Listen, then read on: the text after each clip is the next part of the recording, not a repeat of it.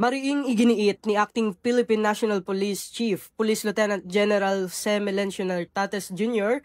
na walang ipinapatupad na quota arrests sa hanay ng pambansang pulisya. Ang paglilinaw ay ginawa ni Police Lieutenant General Nartates sa isang press briefing sa Camp Crame nitong Lunes matapos umapila ang Detainee Rights Advocacy Group na kapatid na baliktarin ang naunang pahayag ni dating PNP Chief General Nicolas Torre III hinggil sa paggamit ng bilang ng mga naaresto bilang batayan sa promosyon ng mga pulis. Matatandaan na nang maupo si Police General Torre noong Hunyo, inihayag niyang magiging sukatan ng performance ng mga pulis ang dami ng kanilang naaresto. Nagbabala naman noon ang Commission on Human Rights na maaaring magdulot ito ng pang-aabuso at paglabag sa karapatang pantao.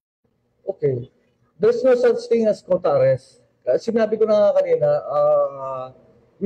our operations, not only in the Philippine National Police, as well as the different law enforcement agencies, no, including the armed forces. Paano sa ba nagkakantak ng